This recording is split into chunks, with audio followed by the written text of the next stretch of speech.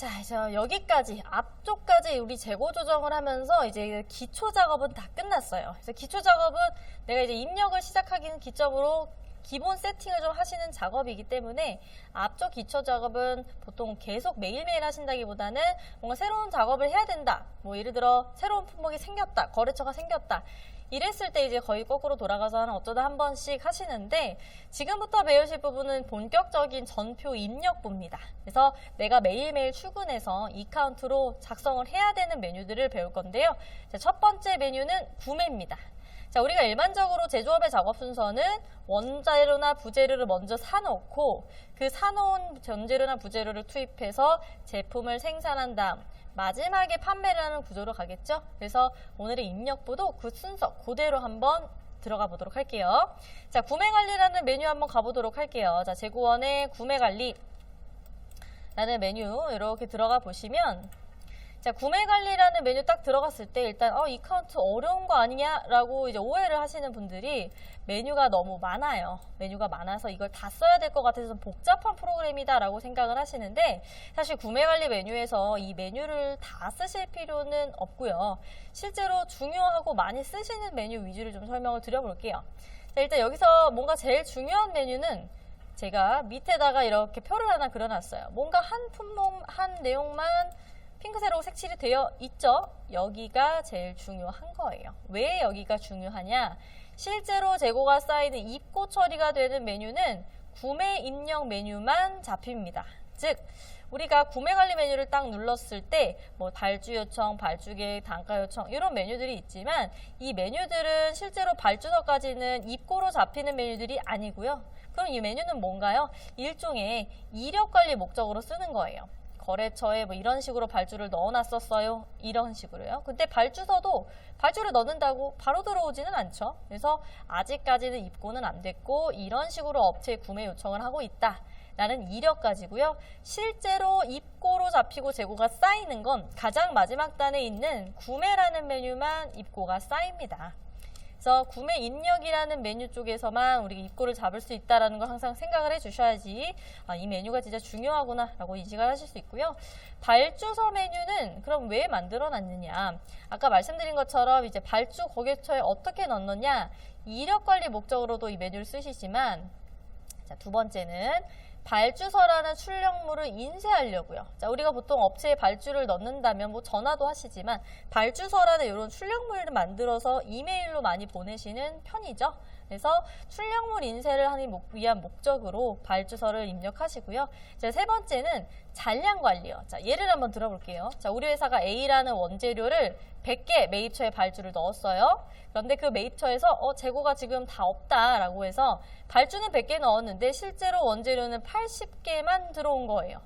그럼 이제 우리는 어떻게 해야 되죠? 내가 100개 발주 넣었는데 80개만 들어오면 발주 넣은 것 중에 안 들어온 게 몇 개지? 20개인가? 이 미입고 잔량을 확인하셔야 된다라고 하는 분들은 발주서부터 입력을 시작하시는 게 좋습니다.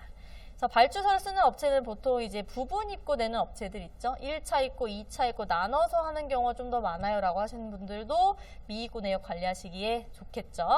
자, 그러면 저는 이제 발주서라는 메뉴를 먼저 입력을 해볼게요.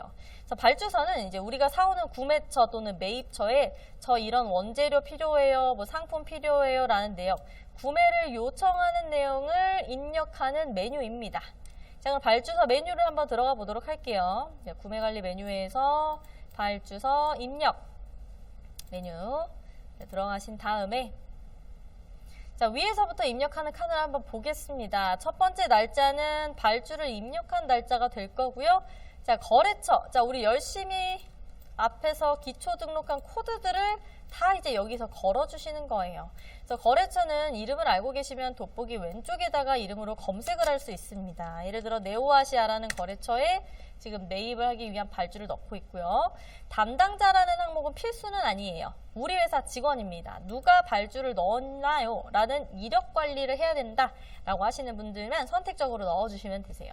홍길동이가 오늘 발주를 넣었고요. 자, 그리고 발주서 메뉴에서 제일 중요한 건 자, 입고 창고라고 되어 있지만 발주서 메뉴는 실제로 입고가 되는 메뉴가 아닙니다. 발주를 넣었는데 안 들어올 수 있어서 발주를 찍자마자 입고를 잡는 건 무리가 있어요. 그래서 이카운트에서 이름은 입고 창고라고 써놨지만 실제로는 이런 개념이에요. 입고, 예정, 창고. 입고는 되지 않는다. 그래서 여기로 발주 넣으면 들어오지 않을까라는 것을 입고 창고에 넣어 주셔야 합니다. 그래서 우리 원재료 사오는 거면 원재료 창고에 들어가지 않을까? 예정 창고를 걸고요. 자, 거래 유형, 부가세 붙는 거래인가요? 안 붙는 거래인가요? 그리고 통화, 원화로 샀나요? 외화로 샀나요? 자, 우리 아까 외화 거래처 입력하면서 등록해 놓은 외화 코드가 여기서도 나오죠? 그래서 외화로 통화를 이렇게 변경하셨을 경우는 이런 식으로요. 환율을 입력하는 칸이 나옵니다. 그래서 내가 발주를 넣을 당시에 환율을 입력해 주시면 외화 기준 금액과 환율을 반영한 원화 금액을 동시에 확인하실 수 있겠죠. 저는 일반적인 내자, 국내 거래로 입력을 할 거고요. 납기일자도 선택인데요. 내가 오늘 발주를 넣었는데 언제까지 좀 갖다 주세요 라는 게 있으면 납기일자로, 날짜로 걸어주시면 되고요. 오른쪽에 있는 참고는 메모입니다. 참조. 말 그대로 참조예요. 그래서 뭔가 특이사항이 있다라고 하는 것들만 직접 작성을 해주시면 되는 거예요. 자, 그리고 이제 우리가 어떤 원재료로 발주 넣을 건가요? 라는 것을 밑에 품목으로 찍어 주실 건데 품목 코드와 이름이 있어요. 그러면 무조건 코드 쪽에서 검색을 하셔야 검색 기능이 돌아갑니다. 이름 쪽은 검색 기능이 없기 때문에 코드에다가 이름을 쓰시거나 코드를 직접 넣어 주시거나 또는 품목 코드 부분을 이렇게 더블 클릭하시면 엔터를 치셨을 때 전체 리스트가 쭉 나올 거예요. 그래서 여러 개의 원재료를 여기다 한 번에 쓸 거예요. 그럼 하나씩 손으로 쓰는 것보다는 검색창을 이렇게 열어서 체크하시는 게 빠르겠죠. 이런 식으로요. 체크하시면 알아서 옆으로 다 들어갑니다. 잘 들어가 있는지만 확인하셔서 닫아주시면 돼요. 그리고 배추를 몇 킬로씩 발주를 넣었나요? 라는 것을 입력하시는 거고요. 단가 얼마니? 라는 걸 찍어주시는 건데 여기도 잘 보시면 품목의 단가가 자동으로 나오는 게 있고 아닌 게 있죠. 차이는 내가 이 품목에 대한 코드 작업을 할 때 입고 단가에 미리 금액을 넣어놨느냐 아니면 내가 지금 발주를 넣을 때 직접 수기로 입력할 거냐 라는 차이입니다. 그래서 뭐 바뀐다라고 하면 예를 들어 4,500원은 기본으로 찍히지만 소금 가격이 이번에 올랐다라고 하시면은 이렇게 수기로 변경하셔도 상관은 없습니다. 입력하시고 나서 저장 눌러주시면 끝이에요. 자, 그러면 이제 발주서 조회라는 메뉴에 들어가 보겠습니다. 자, 입력이라는 메뉴는 말 그대로 새롭게 데이터만 넣어주는 거고요. 제가 저장을 누르면 공책 새 페이지를 열듯이 저장한 자료를 놔두는 게 아니고 새 페이지를 아예 불러버립니다. 그럼 내가 저장한 자료는 어디서 확인해야 되느냐. 자, 조회랑 현황 메뉴 둘 다 저장한 자료를 보여주는 메뉴예요. 자, 조회 메뉴는 어떤 특징이 있냐면요. 둘 다 출력물인데 약간의 특징이 있어요. 달라요. 자, 발주서 조회 메뉴의 첫 번째 특징은 오른쪽 끝에 인쇄 버튼이 있어요. 그래서 인쇄 버튼을 딱 눌러보시면 제가 발주서 메뉴에 인쇄를 눌렀기 때문에 발주서 출력물이 이런 식으로 쭉 나오는 거고요. 자, 이 출력물들은 이메일로 보내시거나 인쇄하시거나 PDF로도 자유롭게 변경하실 수 있다는 점도 참고해 주시면 좋겠습니다. 그래서 이렇게 인쇄 버튼을 할 수 있는 거랑 혹시나 내가 이 금액이 틀렸다라고 하시는 분들은 발주 날짜를 이렇게 눌러주시면 이카운트에서 수정은 어떤 거였냐면 변경할 걸 변경하시고 재저장이 수정이에요. 자, 그리고 필요 없는 건데요 라고 하시면 체크하셔서 선택 삭제 버튼 눌러주시면 되는 거고요. 자, 근데 이제 이 조회 메뉴를 잘 보시면 제가 4건을 입력했어요. 4주를. 그런데 품목에는 어떻게 나오죠? 뭐뭐 외 3건, 금액도 총 발주 금액. 이런 식으로 거래에 대해서 통으로 묶여서 나오는 곳이 조회고요. 아, 나는 이 품목 수량 몇 개 단가 얼마 이런 식으로 쫙 풀어서 보고 싶어요 라고 한다면 조회 메뉴보다는 그때는 발주서 현황이라는 메뉴에 들어가서 확인해 주시는 게 좋습니다. 그래서 발주서 현황 메뉴는 약간 우리 엑셀 리스트 쫙 풀어서 보는 거랑 비슷해요. 그래서 날짜 지정하신 다음에 검색 버튼 눌러주시면 이런 식으로 발주 수량 또는 단가, 품목과 거래처, 세부 발주 내역을 쫙 풀어서 보실 수 있기 때문에 내가 어떤 목적으로 어떤 메뉴에 들어가서 출력물을 어떻게 봐야 되냐의 기준에 맞춰서 조회 또는 현황 메뉴를 들어가서 확인하시면 되겠습니다. 근데 제가 이렇게 메뉴적인 특징을 자세하게 설명을 드린 이유는 발주서 메뉴에만 한정된 메뉴의 특징이 아니에요. 그래서 교재를 보시면 메뉴 구성 공통이라고 적혀져 있죠. 공통. 자, 공통이라는 건 발주 메뉴 한정이 아니고요. 자, 이 카운트 다른 메뉴에 들어가 보셔도 다 이렇게 생겼어요. 조회 입력 현황, 위에도 조회 입력 현황, 조회 입력 현황 다 이렇게 되어 있죠. 그러니까 우리가 메뉴적 특징을 한 번만 잘 알고 있으면 다른 메뉴에 들어가도 똑같은 이름이면 아, 이 메뉴는 그럼 이렇게 나오겠구나 라는 걸 어느 정도 유추할 수 있겠죠. 네, 그래서 제가 말씀드린 조회와 입력과 현황에 대한 메뉴적인 특징을 잘 좀 정리를 해 놓으셔서 다른 메뉴 쓰실 때도 잘 활용해 주셨으면 좋겠습니다. 자, 그리고 자, 우리가 이제 발주서 입력하고 조회해서 저장한 걸 한번 봤는데요. 자, 이 진행 관리라는 것이 발주서 조회에 또 있어요. 자, 발주서 조회 메뉴 다시 한번 가볼게요. 현황이 아닙니다. 조회에 들어가 보면 오른쪽에 종결 여부라는 곳에 지금 진행 중이라고 되어 있죠. 자, 그 상태는 내가 발주를 넣어놨는데 아직 뭔가 입고가 되거나 그런 건 아니고 발주를 계속 넣고 있는 상황입니다. 라는 것을 보여주는 거예요. 자, 그러면 이제 이 진행 중인 건이 실제로 완료가 되려면 어떻게 돼야 될까요? 결국은 발주 나온 원재료가 우리 쪽 창고로 들어와야 이 발주는 끝나겠죠. 그래서 발주서 메뉴를 입력하고 그 다음에 이제 우리가 실무상으로 입력하는 건 그 밑에 구매 메뉴입니다. 네, 구매 메뉴. 자, 구매 입력이라는 메뉴 가볼게요. 그래서 여기는 이제 실제로 입고됐을 때 입력하는 메뉴예요. 그래서 구매라는 메뉴 교재에 보시면 딱 적어놨죠. 입고될 때 입력하는 메뉴이고요. 입력하고 저장하면 재고가 늘어나는 메뉴입니다. 재고의 수불이 왔다 갔다 하는 메뉴예요. 그리고 구매를 한다라고 하시면은 외상 매입금의 생성, 구매하면 줄 돈이 생기겠죠. 네, 그래서 입고 잡을 때 입력하는 메뉴인데, 근데 여기도 잘 보시면 발주서랑 크게 다른 메뉴는 없어요. 그러니까 이 재고 메뉴에서 입력하는 화면은 많이 다르게 생기진 않았습니다. 그래서 각각의 특징만 잘 알고 계시면 다른 메뉴에서도 비슷하게 넣겠구나 라고 생각을 하셔도 되는데, 자, 보니까 거래처, 입고 창고 다 똑같죠. 이제 여기서의 포인트는 구매 메뉴이기 때문에 입고 창고에 넣으면 실제로 그 창고에 입력한 수량이 증가하겠구나, 재고가 늘어나겠구나 라는 것만 잘 생각해 주시면 돼요. 그러니까 이 구매는 결국은 입고가 되고, 보통 입고될 때 매입처에서 뭘 주시죠? 거래 명세서 주시죠. 그래서 거래 명세서 받은 내역을 이쪽에다가 작성해 주시는 부분이에요. 자, 그래서 우리가 이제 입고가 됐어요 라고 하면 물론 이제 첫 번째로는 다시 여기다가 쓰는 거죠. 어떤 품목 들어왔어요 라는 걸 쓰실 텐데, 근데 그 부분보다는 예를 들어 우리 회사가 발주서를 이미 작성해 놓은 게 있는데 그 발주 넣은 거 기반으로 입고가 됐다 라고 하면요, 어차피 여기에 발주 내역을 찍어 놨기 때문에 구매 메뉴에 잘 보시면 입력하는 곳에 중간에 발주라는 버튼이 보입니다. 네. 그래서 이 발주 버튼 이렇게 클릭해 주시면 앞에 제가 입력해 놓은 발주서가 나오죠. 그러면 결국 요거 그대로 들어오겠죠. 그럼 이 발주건을요, 이렇게 체크하셔서 하단에 잔량 적용 버튼을 눌러서 해당 발주를 그대로 당겨 올 수 있어요. 그러면 잔량 적용 버튼 누르셨을 때 발주서에 입력한 내용이 구매 쪽으로 그대로 또로로록 들어오는 것들을 확인하실 수 있습니다. 그래서 제가 이제 메뉴를 2개를 설명드렸지만 사실 메뉴를 2개 쓴다고 입력을 2번 하시는 건 아니고요. 한 번 위에서 메뉴 입력한 게 있으면 그걸 밑에 메뉴를 끌고 갈 수 있기 때문에 메뉴를 많이 쓴다고 입력이 엄청 복잡해지는 건 아닐 수도 있겠다라는 걸 이제 좀 보실 수 있겠죠.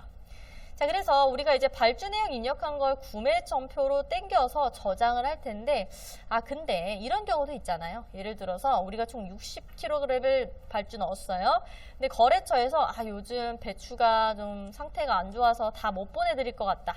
그러면 발주 수량보다 덜 들어올 수도 있겠죠. 여기서의 포인트는 내가 발주에 입력한 수량과 실제 입고된 수량이 다르다라고 했을 때는 어떻게 하나요? 궁금하실 수 있겠죠. 자, 일단 입고되는 메뉴예요, 구매는. 그래서 여기는 발주 수량 기준이 아니고 실입고 수량 기준입니다. 그러니까 지금 땡겨온 건 발주 수량이고, 이 발주 넣은 거 실제로는 8개 들어왔는데 8kg 들어왔는데 라고 하시면 실제 들어온 수량으로 반드시 바꿔주셔야 돼요. 그리고 나서 저장을 하셔야 합니다. 네. 그러니까 소금 같은 경우도요, 15kg 발주 넣었는데 14kg만 들어왔네? 이런 식으로 바꾸실 수 있겠죠. 자, 그리고 나서 저장 이렇게 눌러주시면, 자, 그럼 이제 우린 이걸 볼 수 있어요. 발주서와 구매 메뉴 사이에 미입고, 발주 넣은 것 대비 아직 안 들어온 게 있나? 못 들어온 게 있나? 이런 것들 확인하셔야 되겠죠. 자, 미입고 현황 메뉴 이렇게 눌러주시면 검색 눌렀을 때요. 전체 리스트가 다 나오진 않겠죠. 일부 품목은 다 들어왔거든요. 그러면 아까 제가 10kg 발주 넣은 것 중에 8kg만 들어왔고 15kg 발주 넣은 것 중에 14kg만 들어왔고 그래서 아직 덜 들어온 수량은 이만큼이네 라는 것을 확인하실 수 있습니다. 자, 그럼 이제 케이스가 두 개예요. 미입고된 잔량이 남아있는데 첫 번째로는 그 거래처가 그 재료들을 구해줄 수가 없대요. 그래서 미입고가 남아있지만 그냥 완료 처리해서 더 들어오지 않는 걸로 하자. 이런 경우가 있고요. 두 번째는 업체가 어떻게든 구해준대요. 그래서 나중에 제가 2차로 보내드릴 테니까 조금만 기다려주세요. 이러실 수도 있겠죠.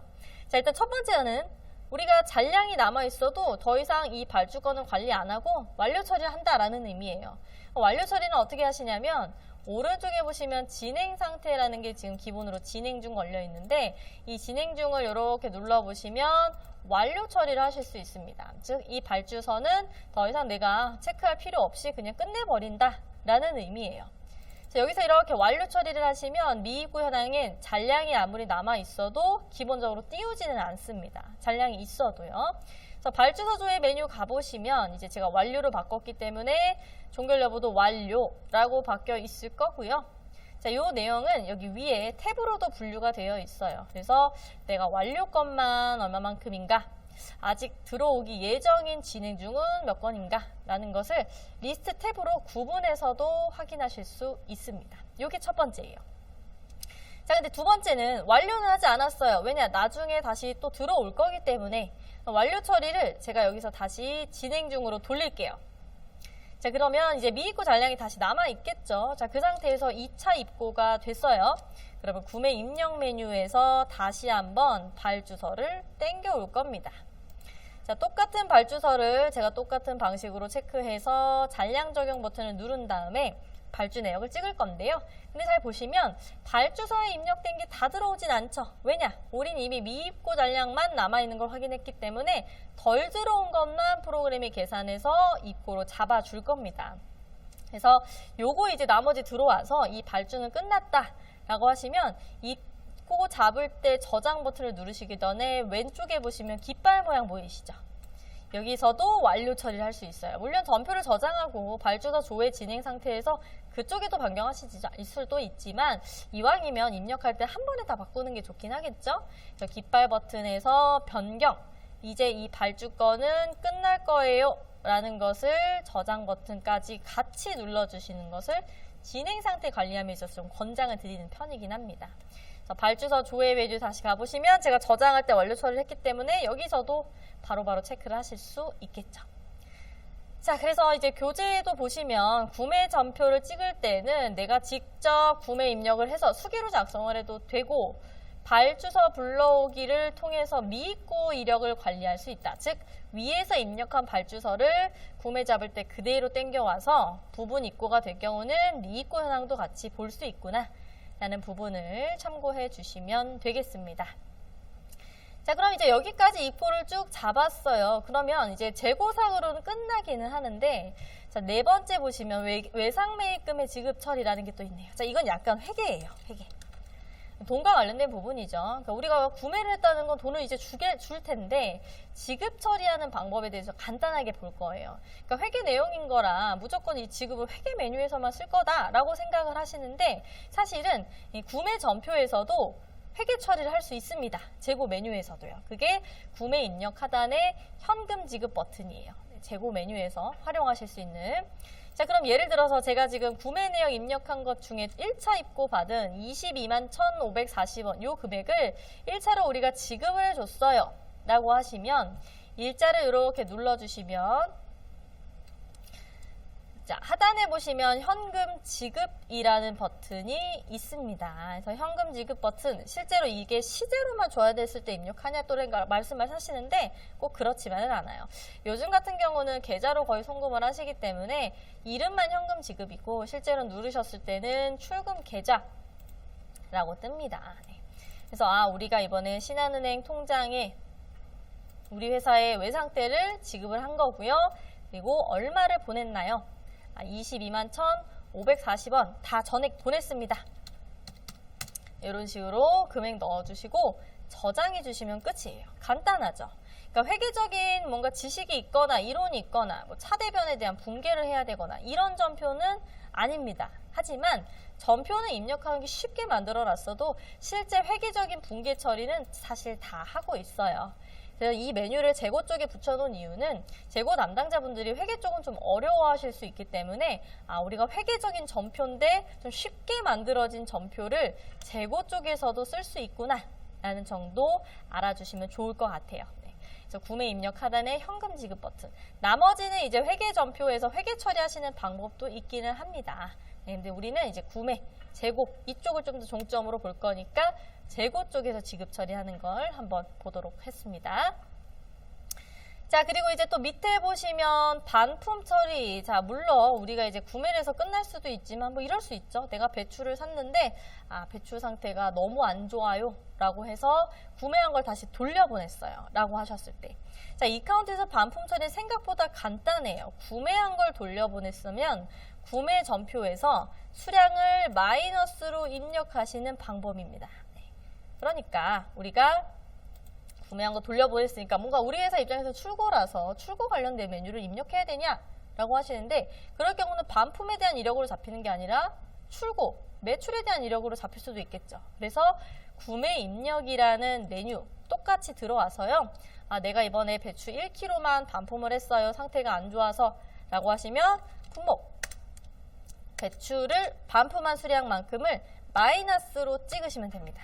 자, 그리고 단가는 그 당시에 이 배추를 구매했던 금액을 그대로 찍어야 산 만큼의 금액을 돌려주는 거겠죠. 네. 그래서 배추를 뭐 1kg에 5,000원을 샀다. 근데 5,000원을 그걸 돌려주는 거다.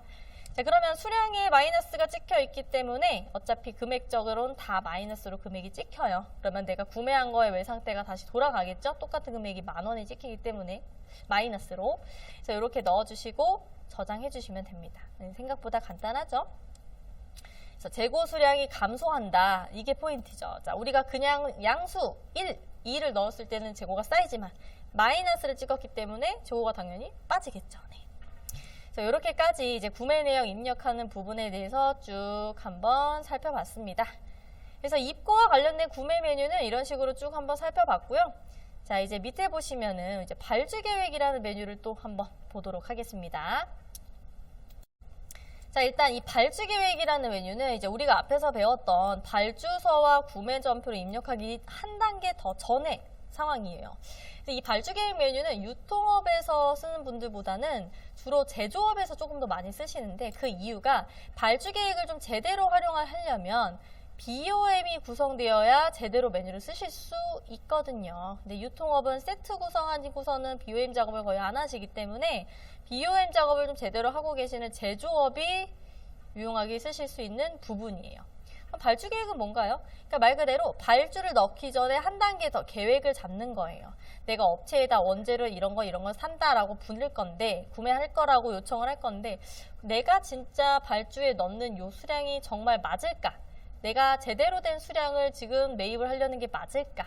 그러니까 혹시나 이미 재고가 있는데 너무 많은 재고를 발주 넣으면 악성 재고가 또 쌓일 수 있죠. 과발주로 잡힐 수도 있고, 오히려 거꾸로 내가 제품을 하나 생산하려면 이만큼의 원재료가 투입돼야 되는데 투입 필요한 양만큼을 안 넣고 한참 부족한 양을 발주 넣으면 제품 생산할 수 없겠죠.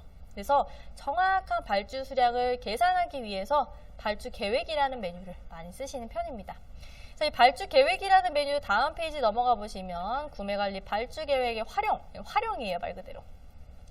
자, 이제 발주 계획 메뉴를 한번 가보도록 할게요. 자, 구매관리에서 위로 쭉 넘어가 보시면 발주 계획 입력, 발주서보다 한 단계 더 위로 올라갔어요. 단가 요청은 넘어갔고요. 발주 계획으로 바로 올라갔어요.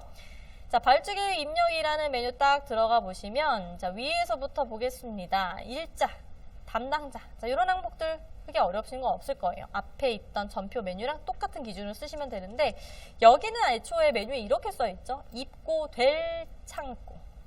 입고가 된 게 아니라 이제 여기로 들어올 거다. 계획의 단계니까요. 라는 부분이에요. 그래서 내가 지금 원재료를 살 건데요. 그럼 원재료 창고에 집어넣겠죠.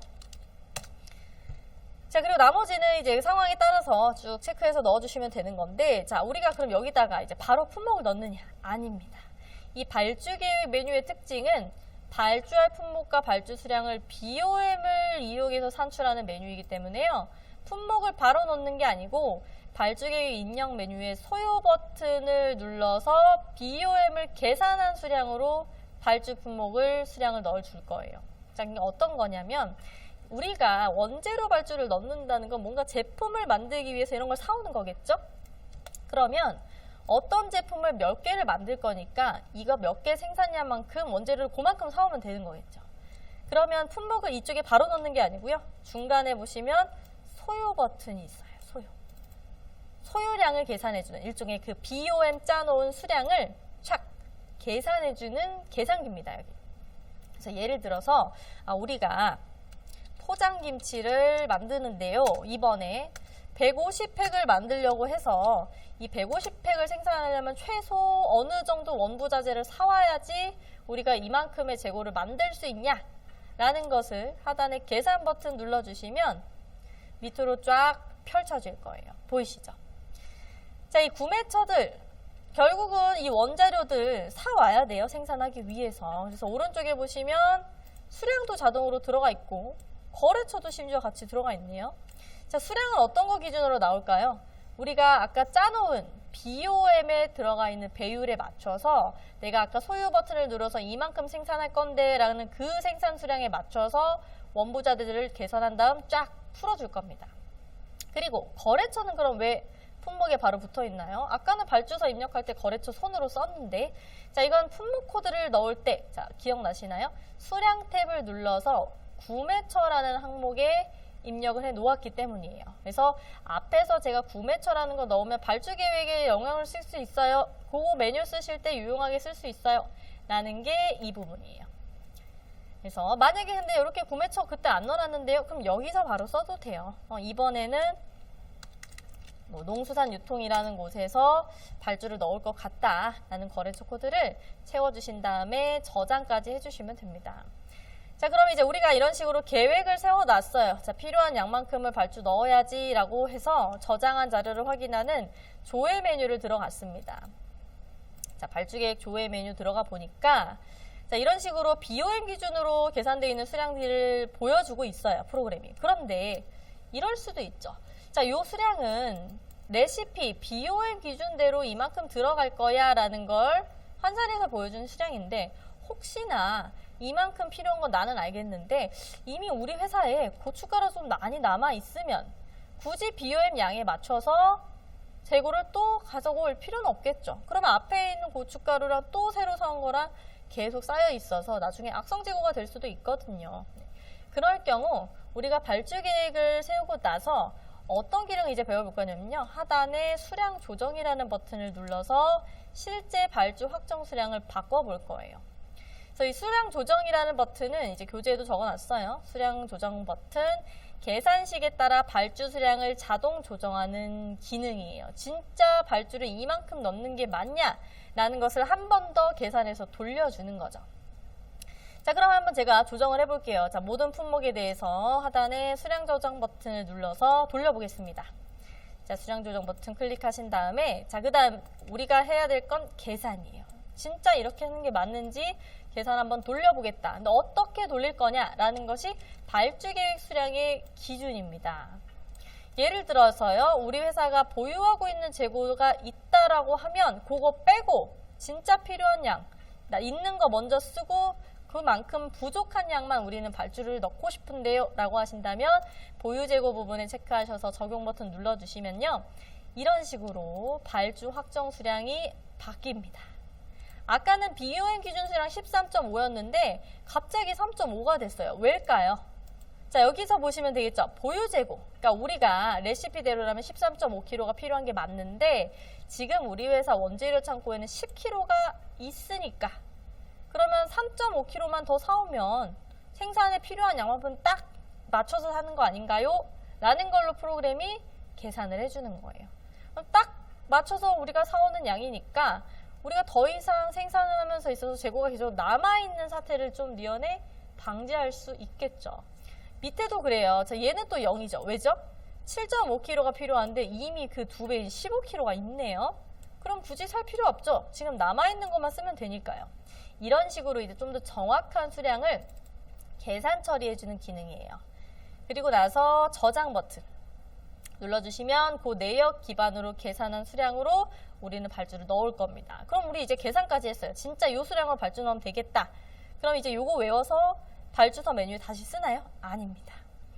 자, 마지막으로 우리가 이렇게 계획한 수량, 계산한 수량을 전체 체크하셔서 하단에 다른 좌표 생성이라는 버튼을 통해서 계획 세운 내용을 그대로 발주서로 보낼 수 있어요. 발주서를 보내는 기준을 선택하실 수 있는데 보통은 거래처별, 납기일자별, 품목별을 많이 지정하시긴 합니다. 라인별과 품목별의 차이는 뭐냐면 똑같은 품목이 두 줄이 있을 때 라인별은 각각으로 발주서를 따로 찍고요. 품목별은 똑같은 품목이니까 한 줄로 묶어서 총 수량으로 찍습니다. 그래서 어떤 기준을 할지는 선택인데 보통은 같은 품목, 같은 거래처면 한 곳에서 싹 주문을 해버리겠죠. 그래서 거래처별, 납기일자별, 품목별 이라는 기준으로 저장 버튼까지 눌러주시면 자, 이런 식으로 성공이라는 사인이 떠요. 그럼 우리는 도대체 뭘 성공했나? 자, 우리 이제 계획을 세웠으니까 밑으로 내려가 보시면 발주서 조회라는 메뉴를 한번 가볼게요. 그러면 우리가 계획 세운 내역을 기반으로 발주서가 거래처별로 다 만들어져 있네요.